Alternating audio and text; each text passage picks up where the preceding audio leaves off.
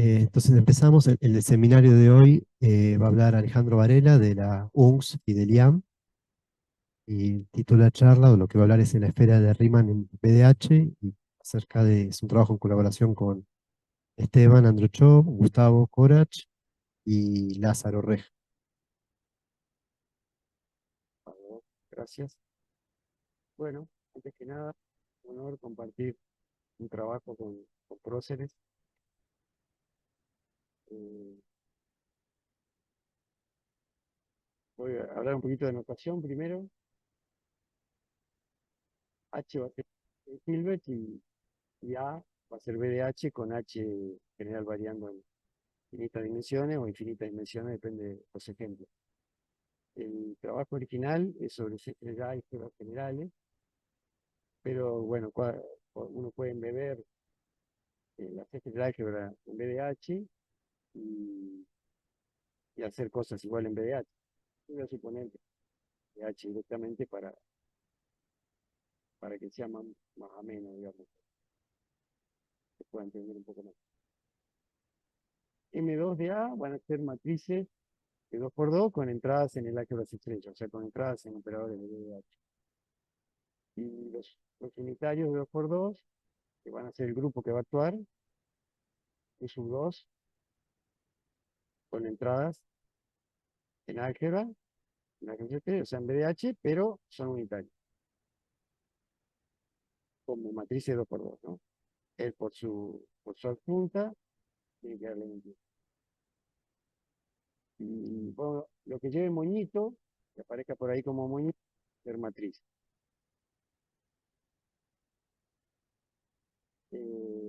Bueno, los unitarios van a operar en las matrices como es usual, eh, con esta acción sobre, en este caso van a ser P, que son proyectores,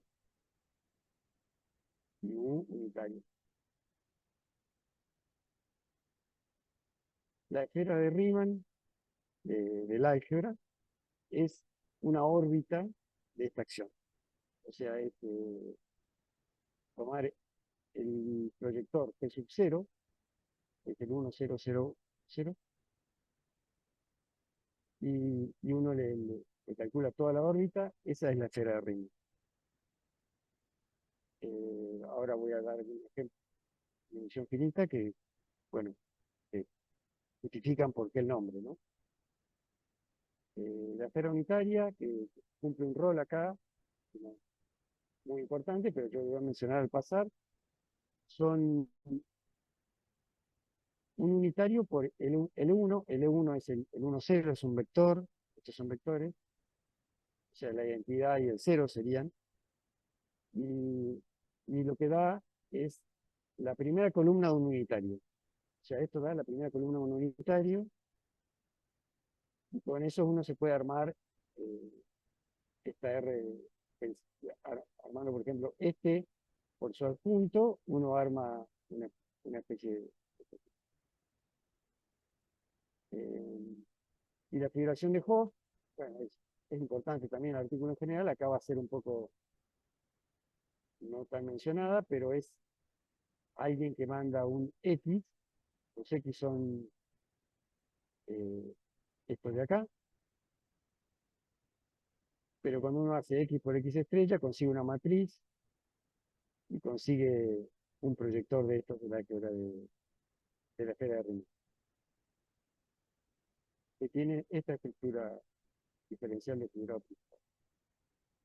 Entonces, esto medio que lo contó Coco, no voy a hacer tanto énfasis yo en la estructura en sí de la esfera de Riemann, pero él en la charla anterior, que la dio hace un par de semanas, mostró que R era un espacio real proyectivo, el grupo unitario de las matrices, porque tiene una conexión afín y una métrica invariante de Finsberg.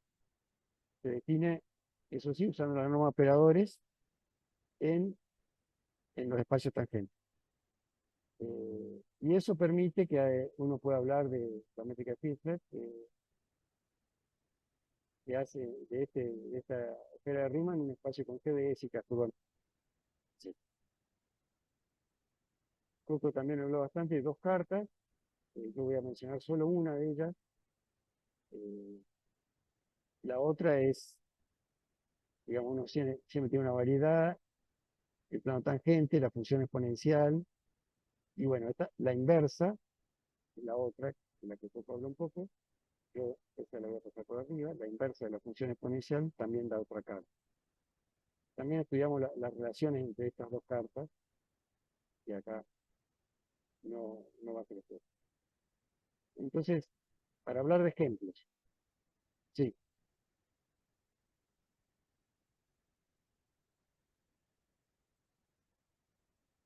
eh, dos cartas, sí, dos maneras, no, claro, serían dos atlas, si querés, dos atlas, sí, o sea, dos cartas bien distintas, no, efectivamente, dos cartas sonaba que eran del mismo atlas. Eh, bueno, entonces acá, si A es B de C, o sea, nada, porque es de uno por uno, bueno, se arman igual matrices de 2 por 2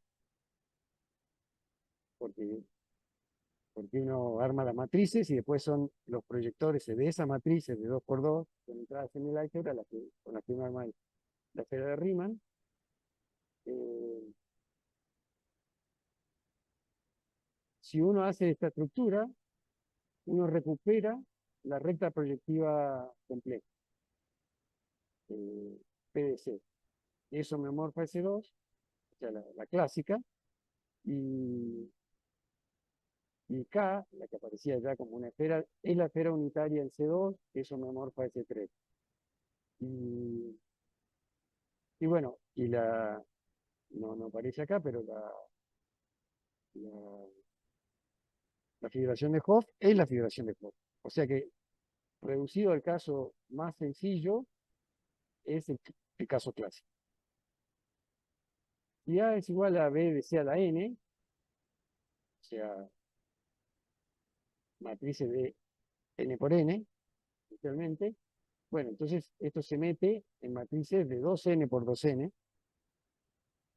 y aparecen ahí los proyectores, ahí los unitarios, bloques, eh, y el P sub 0, que va a ser siempre el 1, 0, 0, 0, es el subespacio definido en C a la 2N, donde las últimas coordenadas son todas 0.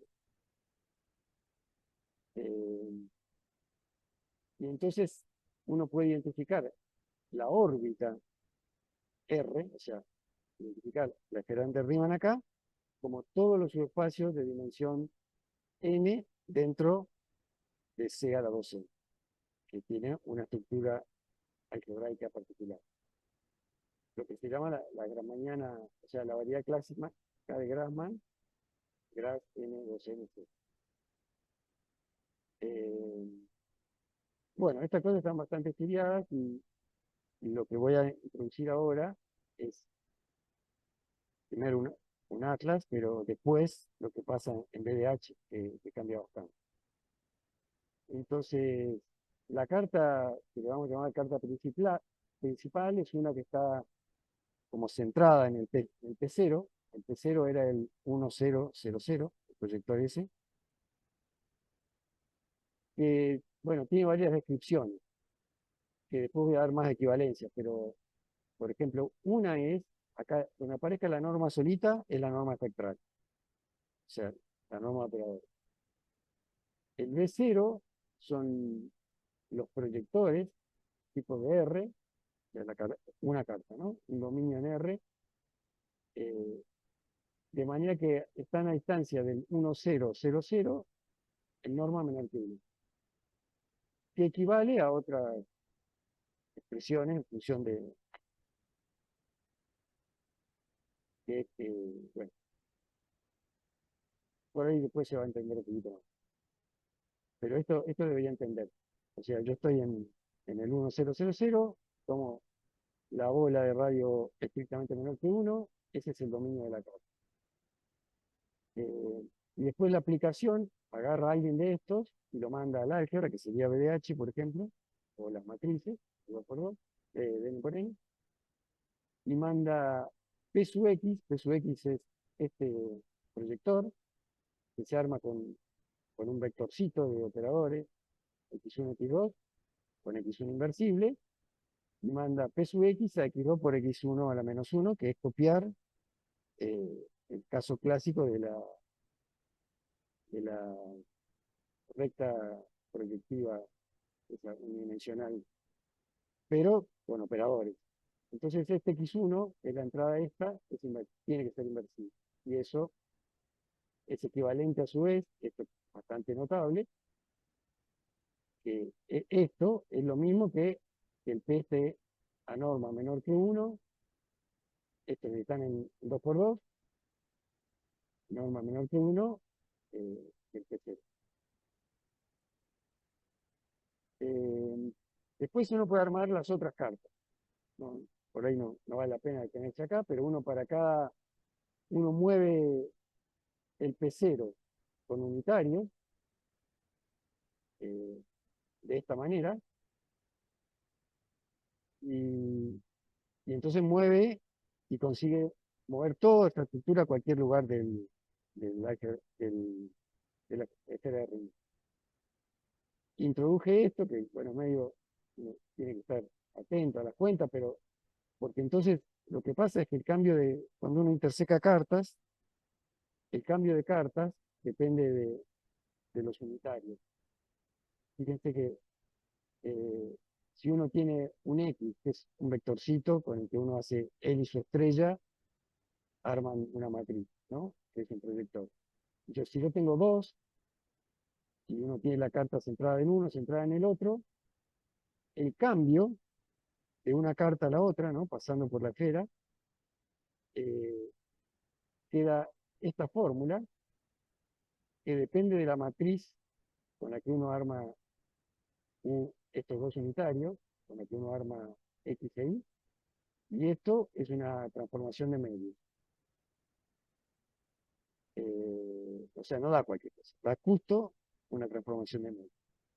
Y esto, bueno, con este atlas uno se define una estructura C finita.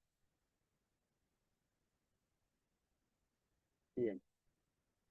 Entonces, por ejemplo, si para el caso finito dimensional, el dominio B0 de la carta principal le forma los proyectores ortogonales, proyector sobre el gráfico de A, para una matriz A. O sea, yo muevo todas las matrices A y las proyecciones sobre el gráfico de A están en el dominio de la carta. Eh, y, y el Pi0, o sea, la aplicación que manda al álgebra, o sea, acá el espacio de Banach, si quieren, el espacio planos es el álgebra, es esta. O sea, Pi0 aplicado a la proyección sobre el gráfico de A, da A. Este A, ¿no? Bien. Entonces, una cosa equivalente, por ejemplo, para el dominio de la carta. Que esté en B0 es equivalente a que esto ya lo había mencionado yo, y por ejemplo, por ahí no tan obvio, es que si pasa esto, si P menos P0 es menor que 1, en la entrada 1, 1, el proyector este, que está cerca de P0, debe ser inversible. Son todos equivalentes. Y por último, si P es la proyección sobre el gráfico de A, eh, el phi0 de P da A. O sea, A acá es un operador eh, de H en H.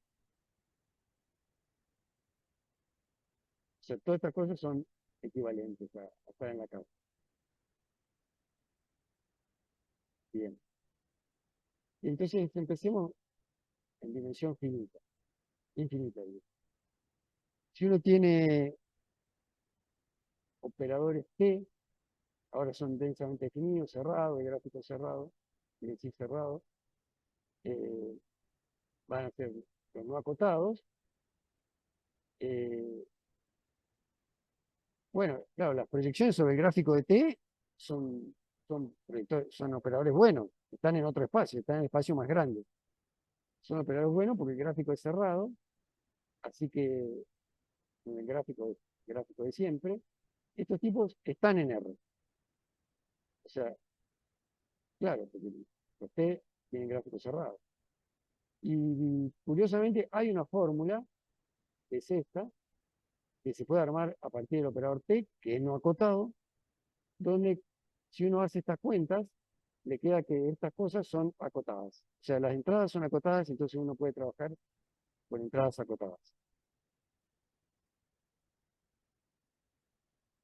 Uno muchas veces va, como el proyector sobre el gráfico de T tiene toda la información de T, muchas veces vamos a trabajar con la proyección sobre el gráfico de T en vez de T, en vez de operar T, sobre todo cuando son no acotados. Una deformación acotada eh, esencialmente es una manera de aproximar operadores no acotados con acotados, que sabemos que bueno, eso no se puede, pero acá sí, porque trabajamos con los proyectores. Los proyectores tienen sentido, están en la álgebra de Riemann, y entonces a eso le vamos a llamar una deformación acotada. La definición va a ser esta, que uno va a tener una familia, una asignación entre T y T sub T, continua, de manera que el límite, cuando T tiene alfa por la izquierda, de, acá me quedó mal el T, la proyección sobre el gráfico de T sub T, en el límite de la proyección sobre el gráfico de T, que es un tipo no acotado. Eh, los dos están en la esfera de Riemann, pero el límite se toma en la métrica de Finch, o sea, en la métrica de la variedad, del espacio homogéneo. Si además uno le pide esto, que es que la distancia de un proyector al final, este es el final de, de esta asignación, ¿no? O sea, uno tiene una curva, esta curva de proyectores, o sea, esta sería, uno tiene una curva de proyectores, pero después tiene la curva, perdón, una curva de operadores, después tiene la curva de los proyectores.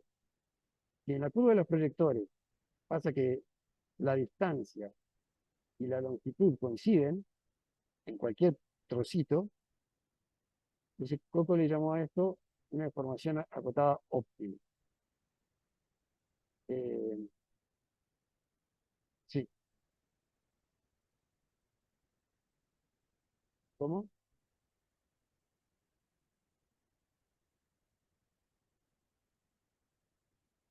Sí, T alfa es otro T sub cero. No, no es el extremo. No. O sea que eh, es como una geodésica. De hecho, después van a ser geodésicas estas. Acá no dice que sea geodésica, donde cualquier trocito del medio es minimal, esencialmente. O sea, la distancia geodésica coincide con, con la, eh, con la longitud de la curva. Toma, sí,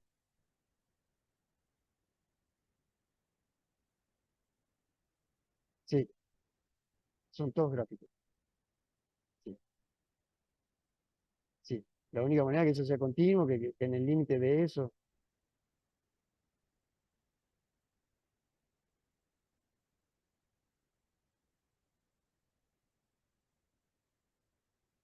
eh, en la carta, en la carta son todos gráficos.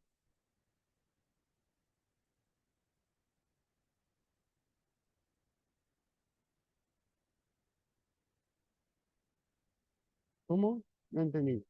Ah, sí, si estoy en la carta, son gráficos. Bueno, bueno, esto medio lo que preguntabas vos por ahí, eh, de qué era el alfa.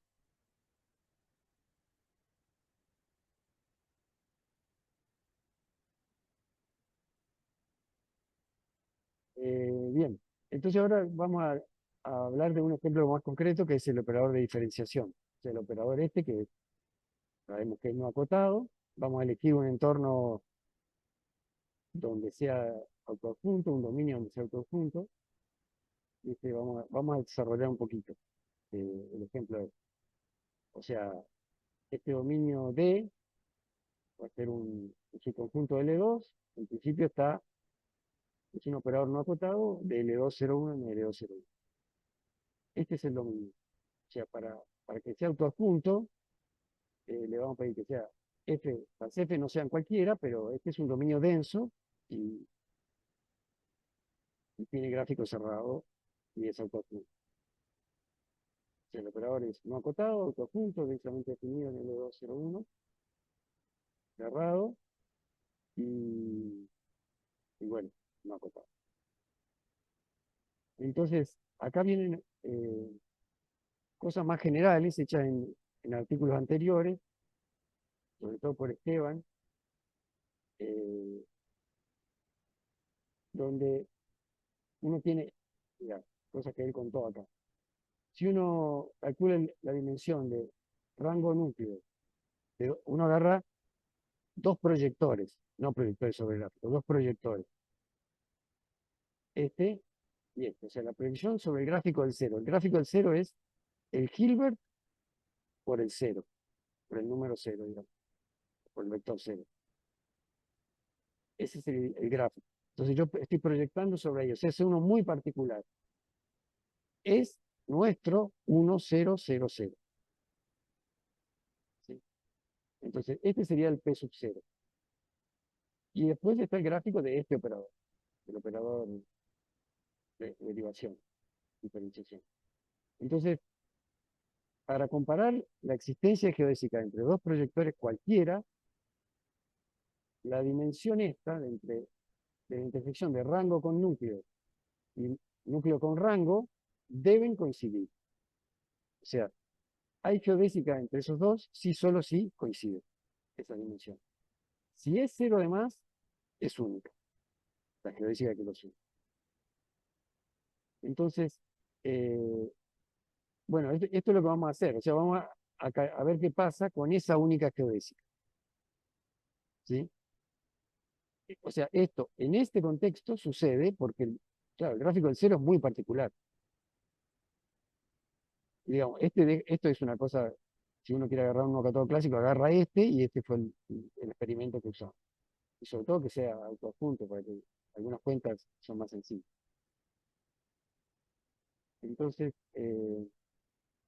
bueno, por esto que está acá, que vimos recién, esto va a cero, y entonces hay una descomposición entre todas esas intersecciones entre rango y núcleo, que Esteban contó acá alguna vez, eh, que se estudian siempre cuando uno analiza pares de proyectores generales. En este caso, estos dos son cero acá, y entonces lo que nos queda de H por H, de este H por H, son solo esto, que serían intersección de rango con rango, núcleo con núcleo, y el ortogonal de ellos dos.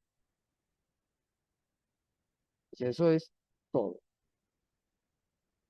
En este caso particular, dan cosas bastante sencillas. Ahora digo quién es el 1. O sea, dan el 1 por el 0 por el 1 ortogonal por el 1 ortogonal. ¿Quién es el 1? Bueno, el 1 es los lambda por 1 con lambda en C. O sea, 1 es la función constante 1. Cuando yo le pongo lambda, me da todas las constantes. ¿Por qué? Porque tiene que ver con que ese es el núcleo de derivar. O sea, yo derivo, me anula, bueno, entonces ahí aparecen estas funciones. Por eso aparecen acá las funciones constantes. Estas, por otro lado, las ortogonales son todas las, todas las otras que son aquellas cuya integral da cero, porque la integral de f contra el 1 tiene que ser perpendicular, y entonces da cero. O sea, eso es el 1 ortogonal. Y en este caso, bueno, esta es la parte fácil. Eh, acá, por cómo es el gráfico del cero, esto coincide acá. O sea, acá no hay nada que hacer. O sea, lo que estamos haciendo, repito, es en esta descomposición, ver qué pinta tiene la geodésica en cada entradita, porque, porque esa es la ventaja, ¿no? Eh, al descomponerse así, los proyectores acá actúan, van de H11 en H11, acá de H00 en H00, acá de H0 en H0, y entonces uno los trabaja en bloques distintos. Entonces, nos queda solo estudiar este caso, que es el más difícil, bueno, el más, el que hay que hacer cuentas, y entonces para eso nos paramos acá en un ortogonal y agarramos la base de Fourier, porque son autovectores de derivar, ¿no? La base de Fourier son estas exponenciales que uno deriva y dan I 2 pi n por esto, y entonces son autovectores, vectores de la función derivada. Entonces, bueno, lleva cuentas, no tantas, porque es medio derivar, y entonces se puede probar que la predicción de este tipo, usando justamente esto, que es una base muy particular, queda escrita como cuatro, hay dos que son iguales, eh, operadores diagonales acotados. Está bien que estén acotados porque esto es un proyector cerrado, o sea, es de un operador no acotado, pero el proyector es una cosa acotada, y uno hace las cuentas y le queda una cosa así, donde, bueno, eh, a todas le saco el cero, porque el cero son las constantes, y las constantes no están acá. Acá están todas menos las constantes, todas las perpendiculares de las constantes. Entonces, eh, bueno, estos son diagonales, compactos, semidefinidos positivos, y de sus tres, además es inversible. Bueno, acá la mayoría de las cuentas están ocultas en esta parte, donde seguimos idea de Calmos, en su artículo famoso de dos espacios, y de Esteban, donde uno se construye un exponencial, o sea, uno sabe que así son las geodésicas, pero el tema es que uno no sabe por ahí cuál es el Z0, entonces hay una manera de calcularlo en este caso, y me voy a saltear esto, pero si uno hace eso, después de varias cuentas, consigue esto juntando todos los bloquecitos, más este bloque, que es el más delicado, y queda esta geodésica definida en FG. O sea, FG es cualquier elemento de... Son pares porque, bueno, estamos en pares. Bueno, estos que aparecen acá, o sea, es una matriz actuando en FG, son, bueno, un inversible, este es ese mismo con un cero en un lugar, el beta es otro, otro vector, son los conjuntos, diagonales, y el A sub D este es inversible salvo en cero y salvo en 1. ¿Por qué? Bueno, porque en cero es el operador cero y en 1 es el operador diferenciación.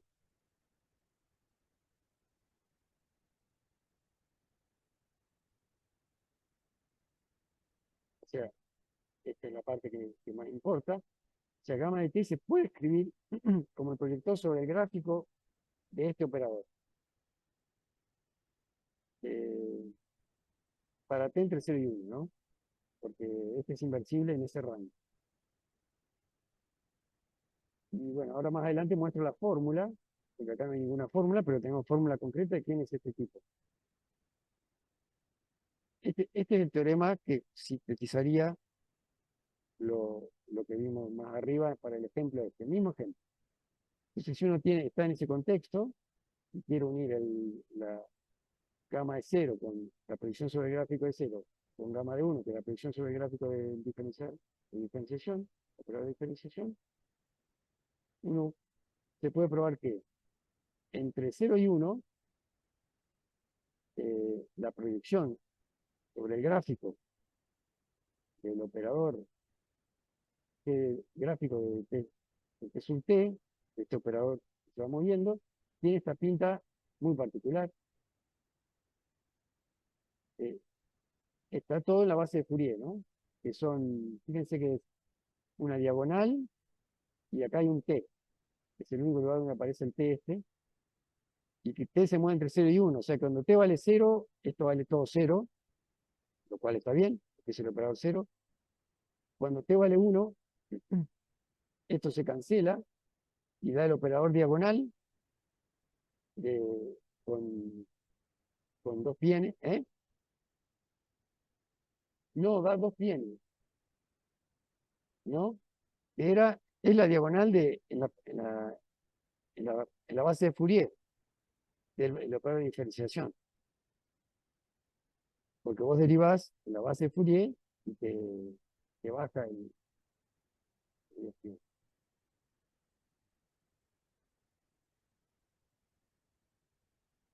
Bien. eh, Después siguen las propiedades. Si t se mueve entre 0 y 1, la norma de este tipo es la tangente pi sobre 2, y entonces el límite cuando t tiende a 0, esta es la norma de operadores, da 0, y cuando t tiende a 1, da infinito. La norma está acercando al operador de diferenciación.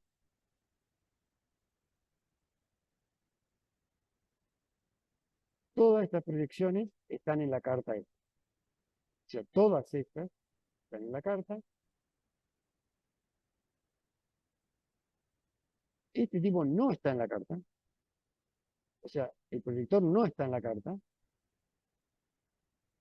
Y eso hace que esté en la frontera de la carta, porque todos estos sí estaban. Bueno, el 0 también, claro.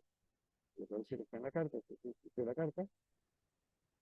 En este sentido, esta es una deformación acotada óptima, esa que hablábamos antes. Y, aquí hay uno más. Entre el 0 y el operador de diferenciación. O sea que esta carta tiene esos bordes y en el borde aparece un operador no acotado. Bueno, sí, dale.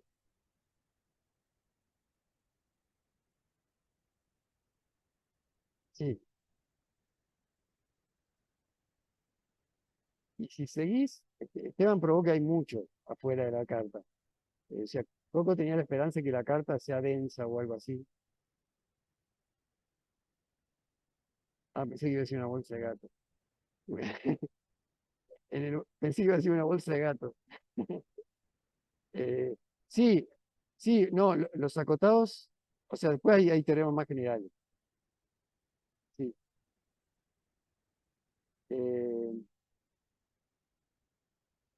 bueno, en el caso de que uno tenga esto, que la dimensión de esto que en el caso anterior daba 0, sea distinta de 0, uno tiene infinitas geodésicas. O sea, uno tiene geodésicas y normalmente podría tener infinitas, acá tiene infinitas, eh, y se pueden describir de esta manera.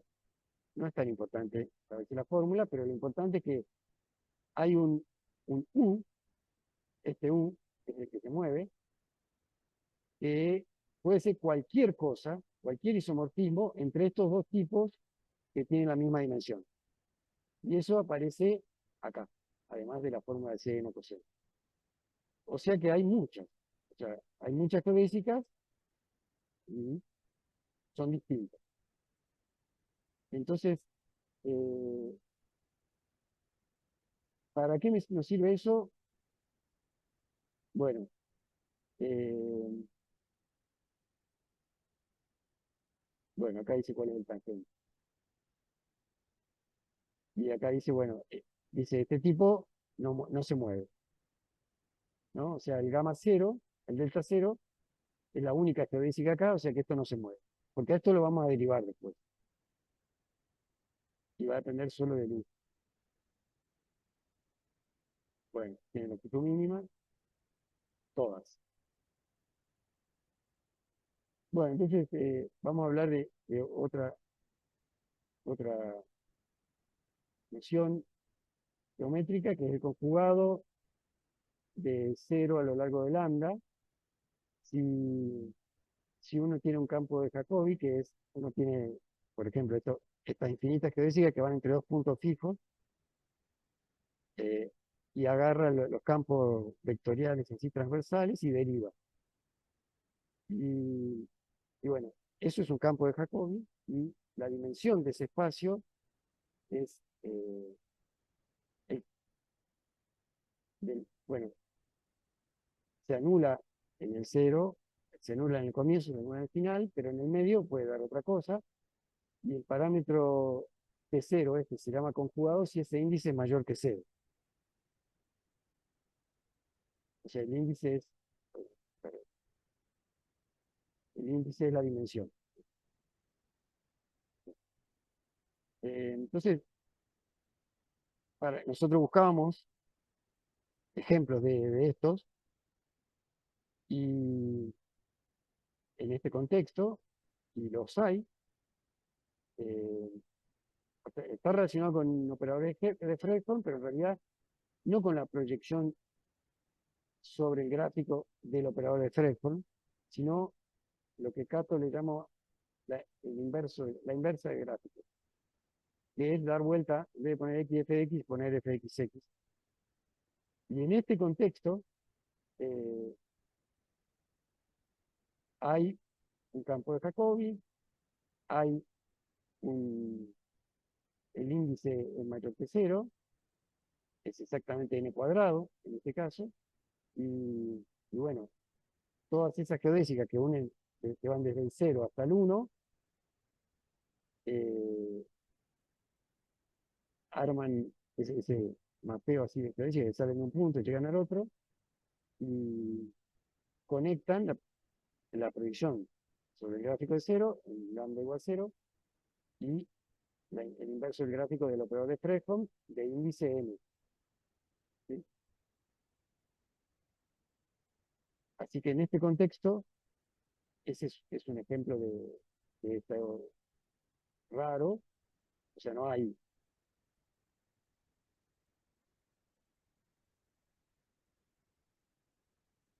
puede ser. ¿Sí?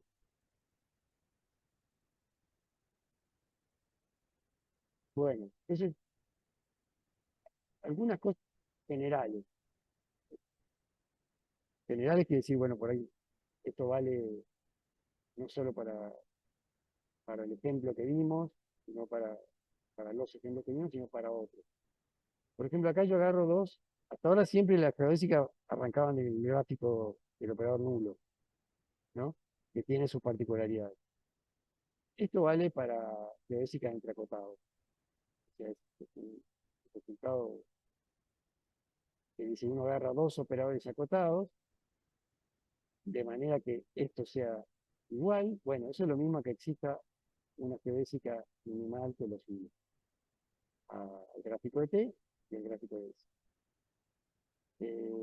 ¿Para qué uso eso? Bueno, además de esto también sale, de este y T son autopuntos, siempre en la geodésica, porque eso hace que estos dos coincidan.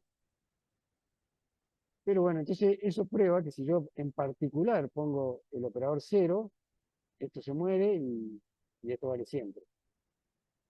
La dimensión del KR de 1 queda, y, y entonces se une contra cualquier otro. O sea, con cualquier acotado hay una geodésica desde la proyección sobre el gráfico de cero. Bien, ¿qué pasa con los no acotados? Bueno, estos a partir de ahora son operadores no acotados, ¿no? Cerrados, en general no acotados. Operador cerrado, dominio denso. Por ejemplo, si uno agarra esta descomposición polar del T y busca la geodésica que une el gráfico de cero con el gráfico de T, primero, hay una y es única. Va a tener esta pinta sí o sí, y el Z tiene que tener esta pinta.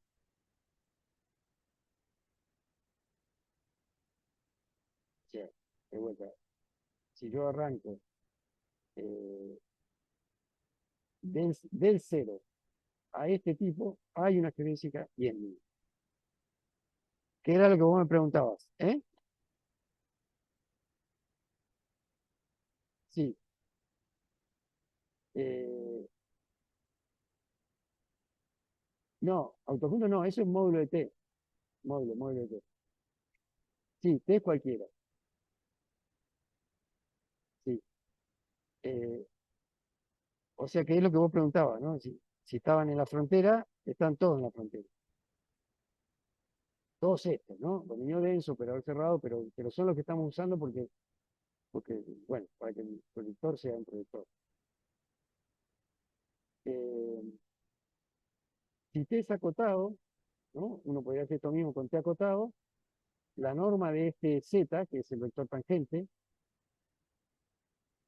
o bueno, está relacionado con el vector tangente, para ser más preciso, eh, da menor que pi sobre 2. Y si no es acotado, da igual a pi sobre 2. Sí. Bueno, a ver, otro resultado general. Tenemos de vuelta un operador esencialmente que podría ser no acotado, pero que tiene estas cosas buenas. Ahora con otra escritura. Eh, o sea, acá la escribimos a partir de el tangente, ¿no? El tangente es así, pero por ahí no queda claro quién es gamma ni sobre quién está proyectando, o el gráfico de quién está proyectando.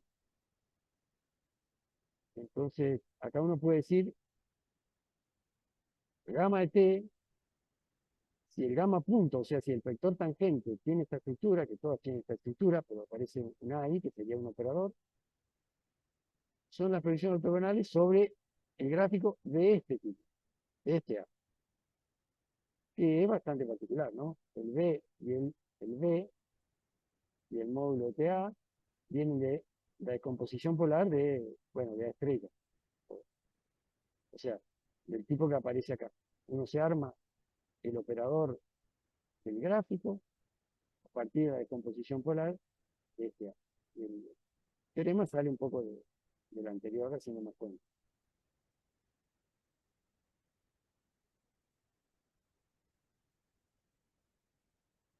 Sí, o sea, claro, este tipo es en la dirección. Sí. Y bueno, con esto,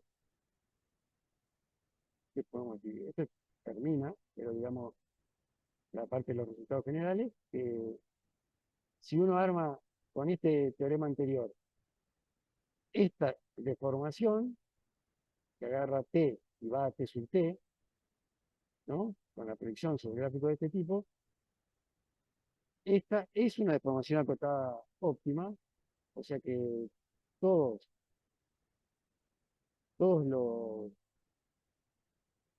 los T, estos, les llega uno puede acercarse de esa manera única, como se formaba, bueno, también en el operador de diferenciación, no hicimos la cuenta precisa, digamos, en base a una base del espacio de Hilbert, pero lo mismo se podría hacer, o sea, se hace, pero no tan explícitamente, con,